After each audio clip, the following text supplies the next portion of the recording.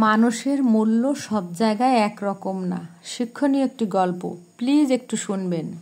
একদিন এক ছোট্ট ছেলে কাঁদতে কাঁদতে তার বাবার কাছে এসে বলল, বাবা জানো, আজকে আমার বন্ধুরা আমাকে খেলতে নিল না। ওরা বলে আমি নাকি কুৎসিত, তবে কি দেখতে সুন্দর না বলে আমার কোনো মূল্য নেই। ছেলের এমন কথা শুনে বাবা কিছুটা ব্যথিত হলেন, কিন্তু ছেলেকে নিজের খারাপ লাগার বিষয়টি বুঝতে দিলেন না। ছেলেকে জড়িয়ে ধরে তিনি বললেন, কে বলেছে তোমার কোনো মূল্য নেই? অবশ্যই মূল্য আছে, তবে এসব বিষয়ে আমি তোমার সাথে এখন কোনো কথা বলতে চাই না। তার চেয়ে তুমি এখন আমার একটা কাজ করে দাও তো আব্বু।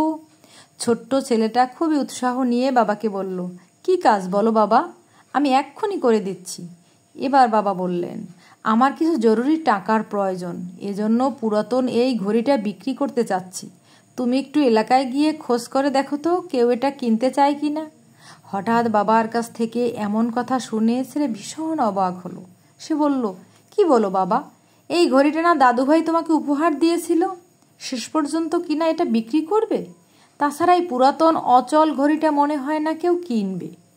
এবার বাবা একটু সিরিয়াসভাবে বললেন, আহা, বিক্রি করাতে পারবে না সেটা বলো, তুমি আগে এটার দাম যাচাই করে আসো তো। আর তাছাড়া বিপদে অন্যের কাছে হাত পাতার চেয়ে নিজের যা আছে তাই নিয়েই বিপদে মোকাবেলা করা উচিত। ঠিক আছে বাবা, তাহলে ঘড়িটা দাও, আমি দেখি আশপাশের কেউ এটা কিনতে চায় কিনা। একথা বলেই ছেলে ঘড়িটা নিয়ে বেরিয়ে পড়ল।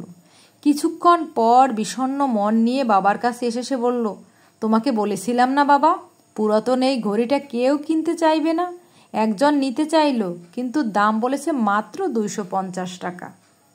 বাবা বললেন, না না, এত কম দামে ঘড়ি বিক্রি করব না, তুমি বরং বাজারের কিছু ঘড়ির দোকানে যাচাই করে দেখে এসো আর একটু ভালো দাম পাওয়া যায় কি না।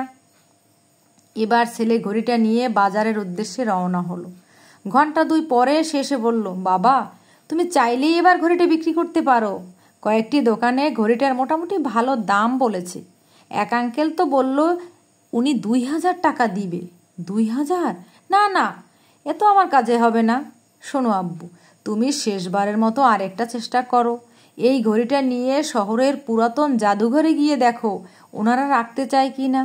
বাবার কথা শোনা মাত্রই ছেলেটা সরাসরি জাদুঘরে চলে গেল।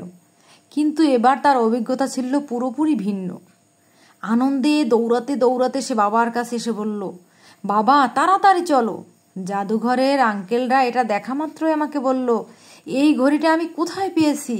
এই ঘড়িটা নাকি একটা অ্যান্টিক পিস, ওনারা এটার জন্য 2 লক্ষ টাকা দিতে চেয়েছে। তাই নাকি? থাক, কোথাও আর যেতে হবে না আব্বু, আমি আসলে ঘড়িটা বিক্রি করব না। এটা তোমার দাদুভাইয়ের শেষ স্মৃতি, আমার কাছে এটি অমূল্য। বাবা হেসে হেসে কথাগুলো যখন বলছিলেন তখন অবাক বিস্ময়ে ছেলে কিসের যেন সমীকরণ মেলাচ্ছিল। বাবা আবার বললেন, শোনো আব্বু শোনা, আমাদের জীবনটা বড়ই বিচিত্র। ঠিক এই ঘড়িটার মতোই আমাদের মূল্য সব জায়গায় একরকম না। জীবনে চলার পথে কেউ আমাদের অবমূল্যায়ন করে এড়িয়ে যায়, আবার সঠিক স্থানে গেলে ঠিকই সঠিক মূল্যায়ন পাওয়া যায়। তোমার বন্ধুরা তোমাকে খেলতে নেয়নি বলে নিজেকে মূল্যহীন ভাবার কিচ্ছু নেই। আসলে ওরা তো তোমার বন্ধুই নয়। নিশ্চয়ই তুমি চলার পথে জীবনে অনেক ভালো সঙ্গী পাবে, যারা নিঃস্বার্থভাবে তোমাকে পছন্দ করবে, রূপ গুণ আর বাহ্যিকতা দেখে জাজ করবে না। তাহলে বলো তো আব্বু সোনা, আজকে ঘড়ি বিক্রি করার এ বিষয়টি থেকে তুমি কি শিখলে? ছেলে খুবই খুশি মনে বাবাকে বলল, তোমাকে অনেক ধন্যবাদ বাবা। আজ আমি বুঝলাম জীবনে চলার পথে সবাই বন্ধু হতে পারে না, আর সবার কাছ থেকে গুরুত্ব পাওয়ার আশাও করা বোকামি। সঠিক স্থানে গেলে ঠিকই সঠিক মূল্যায়ন পাওয়া যায়। বাবা ছেলের এই গল্প থেকে আমাদেরও অনেক কিছু শেখার আছে। জীবনের ধ্রুব বাস্তবতায় আমরাও মাঝে মধ্যে ঠকে যাই, ভুল মানুষের কাছে অবমূল্যায়িত হয়ে নিজেকে পরাজিত ভাবতে শুরু করি। জীবনের পরিক্রমায় এসব ভুল মানুষের সাথে জড়িয়ে থাকা দুঃসহ স্মৃতি ভুলে যাওয়াই ভালো। সামনে ভালো কিছু অপেক্ষা করছে। বুদ্ধিমান তারাই যারা সঠিক সহযাত্রী আর উপযোগী পরিবেশ খুঁজে নিতে পারে।